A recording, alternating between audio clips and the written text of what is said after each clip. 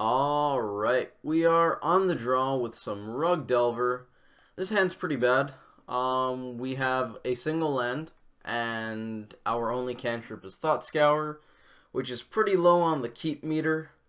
I'm gonna mulligan it. Bolt's pretty good for disruption. The two denials aren't looking great. This hand is so much better. We can... Our opponent mulled down to 5. I actually don't even know if we start on Visions or Scour here. Maybe we keep Delver on top and start on that. Yeah, okay. At the very least, it gives us more options, depending on what our opponent's doing. They're starting off with an Urza's Power Plant. I'm pretty happy to play a turn 1 Delver. We are going to fetch Shock very relentlessly. Breeding Pool? Probably better than Steam Vents. We definitely need a blue source. Don't think we need a second red one just yet. Maybe for Nux, if we get to a turn 4 board state where that's plausible. Our opponent used their Chromatic Sphere. Oh, maybe they just have Supernatural Tron. I was going to say, them not saving mana for an Expedition map activation means maybe they don't have the 2 Tron lands plus Expedition map, but they had 2 Tron lands, so maybe they just have a third. We'll reveal that. That's actually something I wouldn't mind holding up. We can't play Hooting Mandrills this turn anyways, so I think we're going to Shock, hold up Mana Leak. If we don't need to Mana Leak, we end step Thought Scour and do some Hooting Mandrills on our following turn. Let's get in for 3. If they have Tron, we're going to be in a very bad spot. But alas, that's pretty much the case in any game against Tron. If they just have turn 3 Tron, you're probably in bad shape. Fortunately, they don't have it yet. They would have played the 3rd Tron land before tapping one of them, so that they could get all the mana, which means we're not going to die just yet. I'm pretty sure we counter Expedition map. That's the kind of thing that sets them back at least a little bit. Yeah, they know about Mana Leak, but what, we're going to let them have the Expedition map? I'm not just going to hand them turn 4 Tron on a platter. That seems like a bad idea.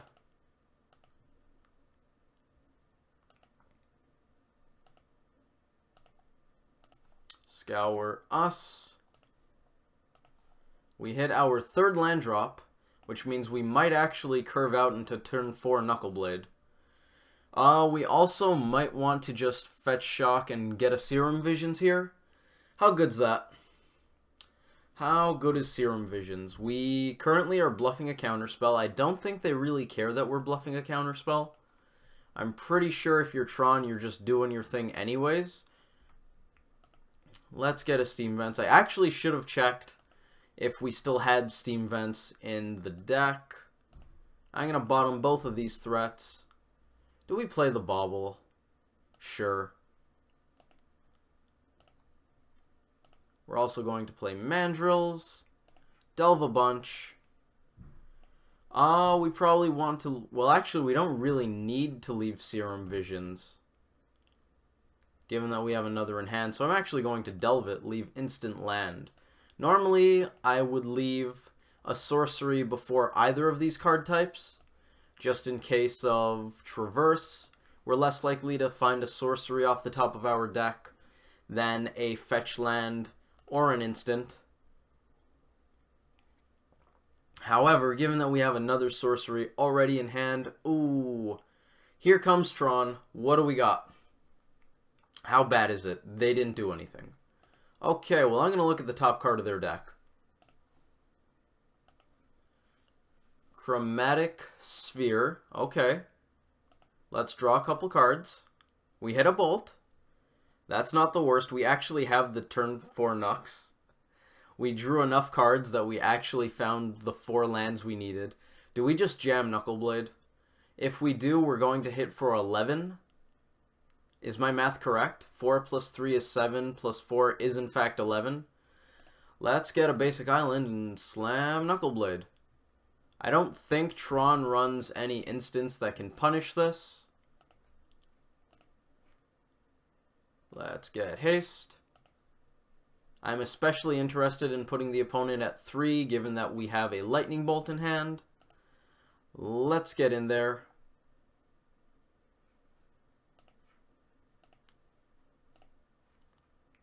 Well, the opponent's at 3.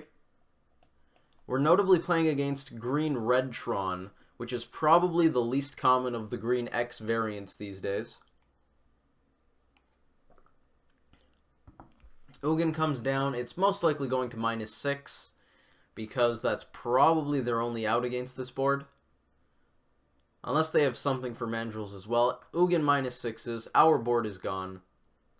Chromatic Sphere comes down, and we're going to untap and bolt them. Lightning Bolt's a good card. People don't like it. Let's make sure we don't redirect. Okay, well, they scooped before we could accidentally redirect, so that's good. If we redirected to Ugin, I would have been sad because they would have been down a Planeswalker, but they'd still be alive. Okay, so among the green X-Tron variants are green-red, green-black, green-white. I don't think green-blue is even close to common. Usually if people are playing blue in their Tron decks, they're just playing mono-blue Tron, and they're going way over the top. Green-red is probably the least common of the 3 main ones. I believe green-black is currently the most common, but for a while there, while Dredge was really popular, I think it was green-white. That was before the Grave Troll banning. Probably just for Rest in Peace, stuff like that. Let's look at what we're going to board. So it's definitely notable that our opponent will be playing sweepers and such. They almost certainly have a number of Pyroclasm, Fire Spout, or Lightning Bolt in the deck. During that era, while Dredge was still popular, Infect was also very big because it was at least decent against Dredge, as far as I recall. Because Infect had pretty quick kills, and Dredge had a very good late game, so generally you wanted to kill Dredge as quickly as possible. So I believe Infect was at least somewhat popular around then. It was also a very good deck in its own right. Why did I... Oh, that's part of Tron information. Because Infect was good, Tron started running Lightning Bolts instead of Pyroclasm main deck in the red builds, so that it could interact a little more quickly with Infect. That's what I was getting at. So our opponent may or may not have some number of Lightning Bolts. They're probably running bolts or sweepers, maybe both post-board. How do we want to sideboard here? Dismember doesn't seem great. I don't know if I want to keep this Vapor Snag or bring in a second one due to Wormcoil, but we do have all of these cards that answer Wormcoil, so let's not. Spell Snare's not bad because it counters Sylvan Scrying. Shoal is also not bad because it counters Map. Are we just in a case where I want all the cards? We're probably going to go down to 3 or 4 bolt effects. I kind of want Traverses, I also kind of don't. I could see cutting 1 Snapcaster Mage. I can live with that. Maybe we cut 1 Traverse. How many counters do we have? 1, 2, 3, 4, 5, 6, 7, 8. 14 seconds on the clock. We have plenty of 1 CMC blue spells.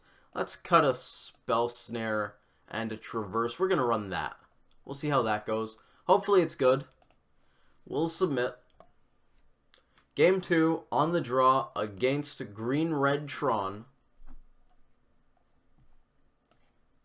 That's a hand I will keep. That hand actually looks a lot better than my first impression was.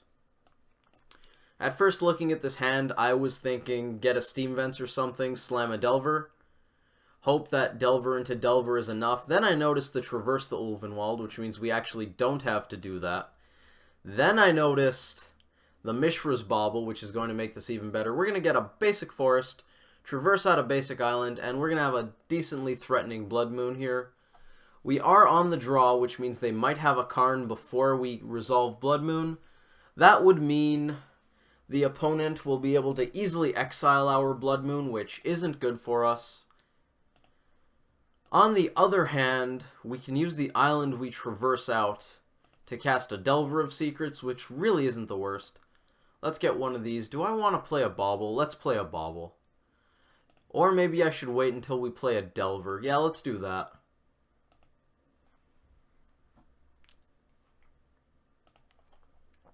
Break out some graveyards.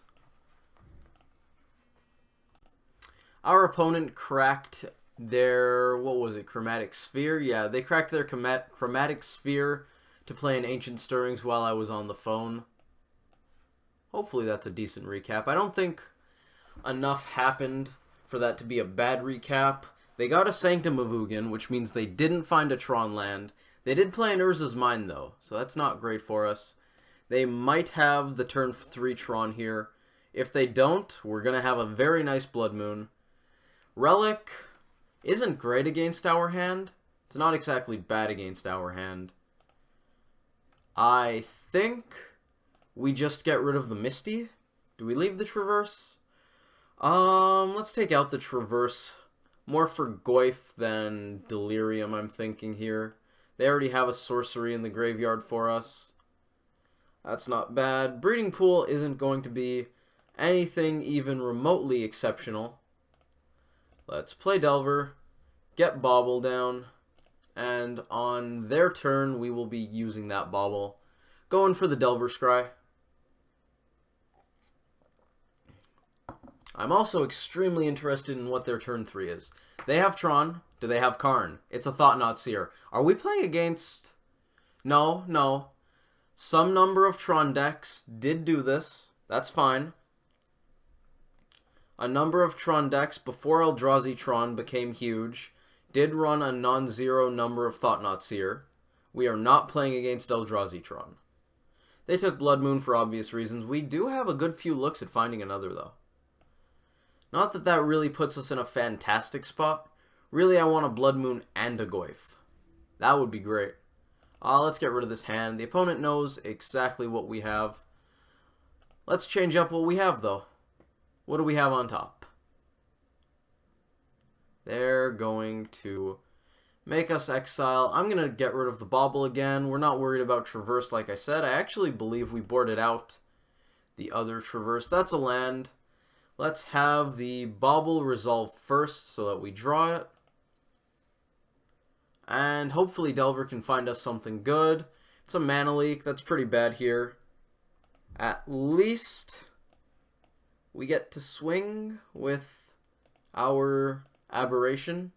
Not that we're winning this race, but still. I think we actually should hold up mana leak, which feels really bad, but if they have a Karn or something, I'm going to want to be able to counter it. I also want to play Delver, so I think we're going to have to shock here, which isn't fantastic. It's also not terrible. It means we don't have Ancient Grudge up. That's not the worst, though. Them knowing about the mana leak makes it pretty bad. The opponent plays their Sanctum of Ugin. We can get rid of that. We're going to take 4. Well, if second Delver transforms, we might actually be able to race them. It just doesn't seem overwhelmingly likely. What do we have post-combat here for our opponent? They have 8 mana. A Relic activation? Sure. Graveyard synergies are going to be pretty scarce here. Denial, not good at all. But at least we have a 3-turn clock. And that's ever so slightly faster than their 4-turn clock. So we might actually get there. It's possible. I'm going to play the Mountain just so that we have Ancient Grudge up. Otherwise, I'd probably just play the Stomping Ground tapped.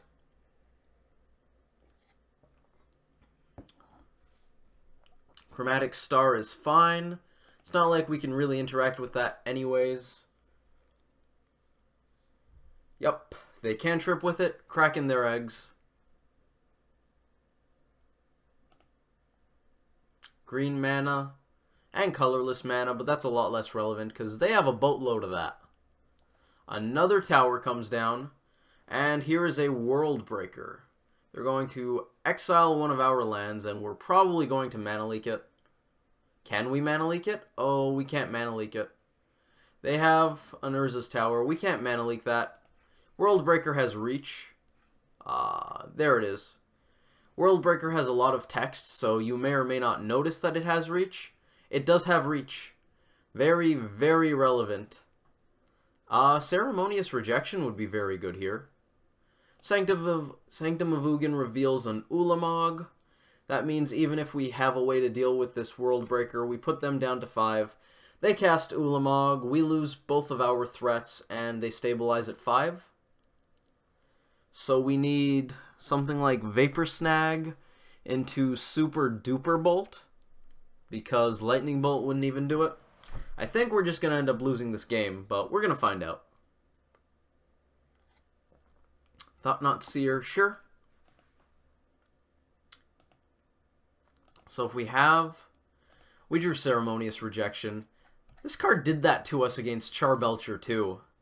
Maybe Rejection just doesn't like us. We're going to swing. Do we shock? Does it matter? It really doesn't.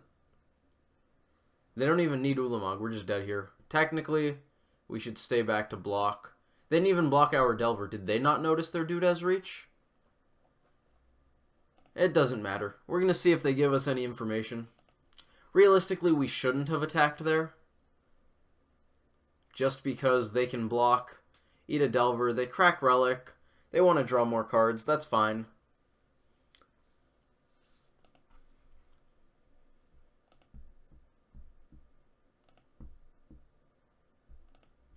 They're going to swing with both. We go down, sure. Seriously though, Rejection.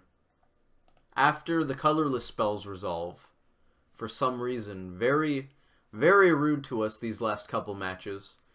We're going to see if we can fix that. Now, we know at this point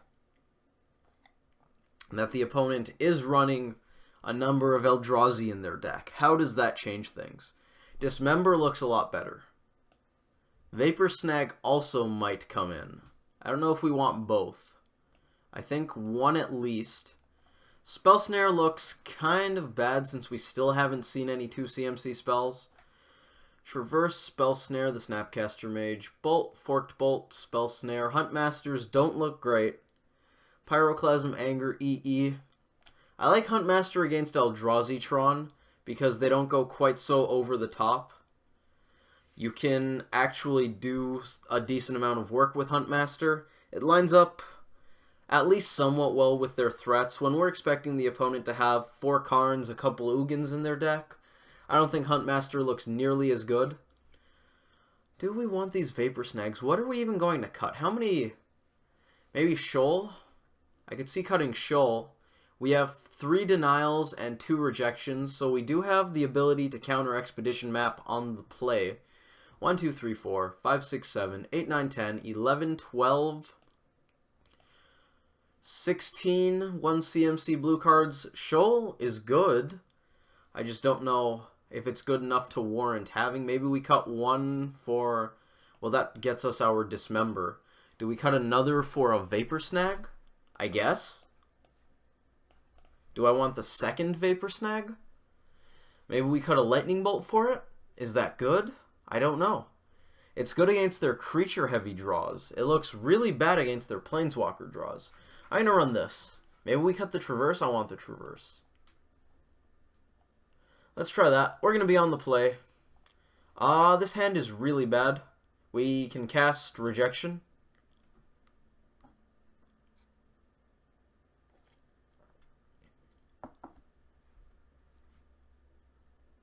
It's full of cards that I like in the matchup. Snapcaster Mage, I'm not that happy to see early on. I love having threats. Rejection's a great counterspell. Revelry deals with stuff. Blood Moon, excellent. This one we're going to keep. We're also going to bottom that. We're going to shock. This hand gives us the unique ability to counter Expedition Maps, and if they don't have anything we want to counter, we can just Thought Scour. If they play a cantrip like this, I think we just let it happen and Thought Scour ourselves. We topped a forest, which is fantastic. We also drew a Misty. We can slam a turn 2 Hooting Mandrills, but that forces us to give up Blood Moon.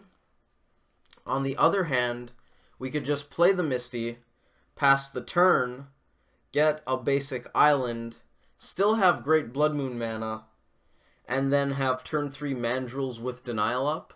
Do they have a way to deal with Mandrills on turn 2? I don't think they do. I think I'm just going to play Mandrills. If we top deck Blood Moon, we're going to be at least somewhat sad. On the other hand, I can live with that. We're also getting our Mandrills down before they play a Relic, which makes me at least somewhat happy. The rest of our hand doesn't care about the graveyard at all.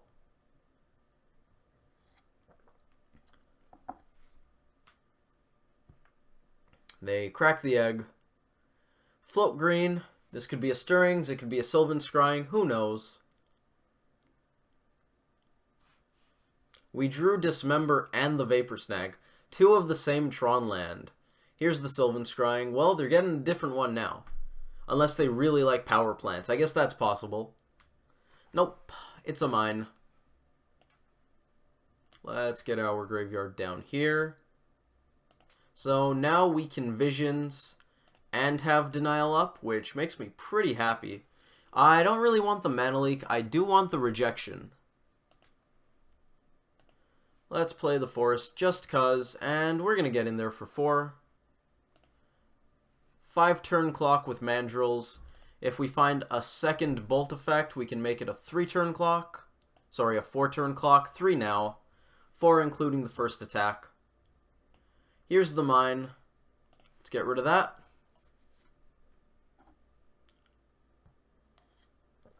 I'm pretty sure we just Stubborn Denial that. Yeah, that seems like something I want to counter.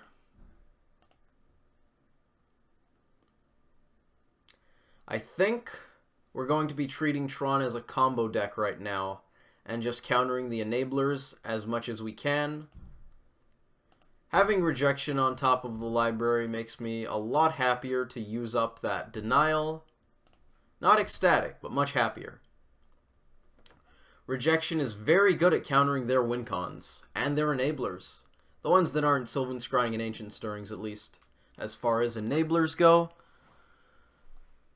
if we're really desperate, we can actually Dismember plus Tarfire something like a World Breaker. It's World Breaker, right? Second Sylvan Scrying we can't counter. Here comes the Tron. Tron is online. They have 5 mana. What do they want to cast? And can I counter it easily? Nothing yet. Second Mandrills that we cannot cast. We're going to keep getting in for 4. The opponent does have quite a bit of mana. We might not make it out of this. Any land drop means they can Ulamog. 1, 2, 3, 4, 5, 6, 7, 8, 9. Yes, I did the math correctly. Do we have an Ulamog? It's a Karn. Let's reject it. Do we successfully reject it is the real question. Rejection doing work against Tron. I think we Tarfire here, just in case we top deck a Bolt. Island, not quite Lightning Bolt. Okay. Here's a really good question. Do we cast the second Hooting Mandrills? It's great if they have a creature. It's not nearly as great if they have an Ugin, in which case we have to Vapor Snag the Mandrills back. I think we're going to tap everything but the Steam Vents and play the Mandrills so we can leave 1 card in the graveyard. Then if we do have to Vapor Snag the Mandrills to save it from an Ugin, we get 2 cards in the bin and we can at least replay it. So that's going to be our strategy here. I'm going to leave the Tarfire in case we top deck a Snapcaster Mage. More likely the Snapcaster Mage, given that we did board out the other one. Traverse not going to be great here because we only have 2 card types in the bin, and those are redundant with what is in hand. Ancient Stirrings means we're not dead yet. This is exciting. Game 3 is always thrilling. It's been a long match. Some good stuff. Here is an O-Stone. We're probably saving one of these mandrills. Oh, they also might just go for it on our turn. That's usually what they do. Grove of the Burn Willows. 1, 2, 3, 4, 5, 6, 7, 8, 9, 10, 11 mana for the opponent. We're not going to Vapor Snag yet. Go to their turn. What do we got? What do we have? Ceremonious Rejection. Another thing that I would have... Again, after a colorless spell. Okay, to be fair, when you board in Ceremonious Rejection, you're obviously expecting a decent number of colorless spells. So it's not like it's rare that they're going to have a colorless spell and you'll draw a rejection. And to be perfectly fair, we did draw Ceremonious Rejection and counter a Karn this game. So it's not even that rejection was bad. It's just we keep finding it, we keep drawing Ceremonious Rejection right after a colorless spell resolves, and I find that hilarious. I'm going to hold on to rejection. Our opponent has a lot of colorless spells. I'd like to counter them. If we play mandrills into something like an Ulamog or an Ugin or anything of the sort, I'm going to be sad. Karn's also on that list. Let's counter Karn.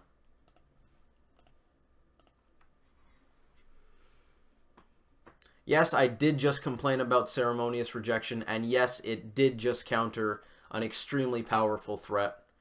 That's how it works sometimes. Do we slam Goyf or Mandrills? They know we have Mandrills. Goyf looks really good. Do I slam both? I'm a little hesitant to slam both in case they have another O-Stone. I guess we can play the Goyf, not really fear Ugin. I don't want to play the Mandrills yet, just in case we do top deck that Traverse, and somehow we're able to find the 4th card type to traverse out a Snapcaster Mage. I feel like that could be very relevant. O-Stone's gone, so we don't need to look at that. 6/7 Goyf. Pretty powerful. The opponent's at 2 life, so it really doesn't matter that much. It can tangle with World Breakers. They scooped. I guess they didn't have another card to deal with the Goyf. So there you have it, a little anticlimactic that we didn't actually get to see it play out, but it was still pretty edge-of-your-seat stuff, at least for me, but then again, I probably like Magic and intense games more than most, although I can't imagine there are a lot of people who enjoy Magic and don't like intense games. Anyways, thank you all for watching, hopefully you enjoyed this video, and I hope to see you in the next one.